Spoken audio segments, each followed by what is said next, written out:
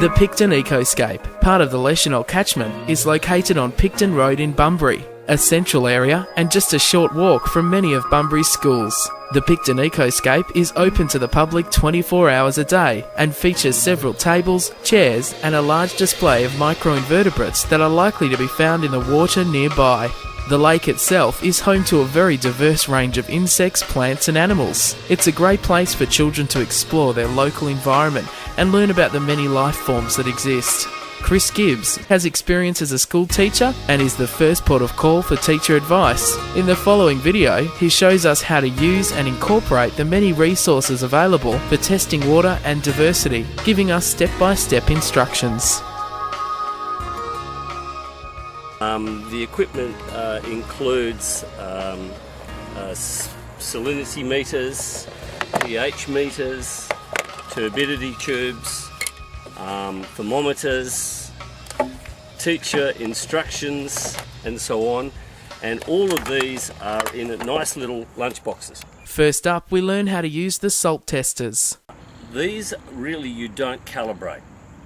There's no calibration necessarily. You pull off the top and you press the on button, and here in parts per million, ppm on the scale, you've got the salinity reading, and then you just dip it into the water that you want to measure, and presto, on the scale you should read 420 parts per million. After calibrating and washing with fresh water, here's how to use the pH meter.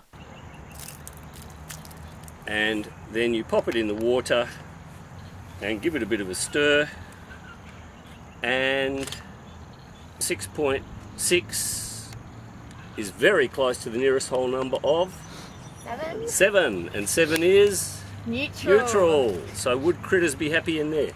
Very. Yeah. To test the turbidity and clarity of the water, here's how to use the turbidity testers. Okay, now what you do with this is you pour water into the turbidity tube. So you go down and get your water sample, pour water in until the water goes right up to the top, and then you look down through it, and if you can see the little curly lines and it's full of water, the turbidity is 0. If you have to tip out some water down to about 10 and then you can just see the little wavy lines, your turbidity is 10. Here's how to test the biodiversity of the water. Ensure that you move the net around to get a good sample, and make sure you bring some spare nets from home. Okay, so keep the net moving, use your net. Can you pop down your tray? Now there's white trays, sample in there, you can easily see the critters moving on a white background. They're invertebrates, and they're macro, which means they're big enough to see with your eyes. So they're big enough to see with your eyes, invertebrates. Okay, at ECU you've got, as part of the Ribbons of Blue kit, you've got 6 of these. Each of these has 2 microscopes in it. They are low power dissecting mics, and they're in shockproof containers. So they're easy to transport, no problem at all. Take your microscope out, and it's probably, I usually make a bit of a joke about it with children.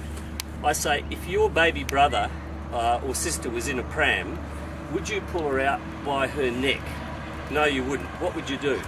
You'd support her bottom and put your hand behind her neck and gently take her out and put her somewhere safe. Okay, it's the same with a microscope. Don't grab it by the neck and hoik it out, because strange things can happen and things can fall down and you might drop the microscope. So be careful with them. They're valuable things. So there's 3 adjustments. 1 for the eyes, 1 coarse, 1 fine. Okay, and it's best really to explain that to children when you're using it. And then put it in a nice safe place like that, and it's basically ready to use. Okay, so you've got your microscope, you're all set up, you've got your spoons, you've got your tray with your macroinvertebrates, and remember, what we're interested in is not the total number, because this is crawling with them, but we're interested in the biodiversity. That's it. Find out how diverse the biodiversity is here, how great the biodiversity is here in this container, by the kids putting one of each critter into a different part of the ice cube maker. And I think the ice cube makers might have 10 by 2, 20 ice cube. They can make 20 ice cubes, so you can put up to 20 different critters in. Now the kids will want to put hundreds of each critter into each ice cube partition.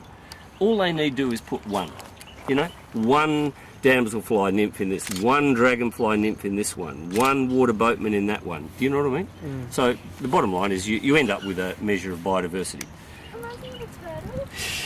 I don't know why, like it looks like a beetle a little bit. Kids love it. I love it. I know, of course they do. I mean, people, they're really interested. And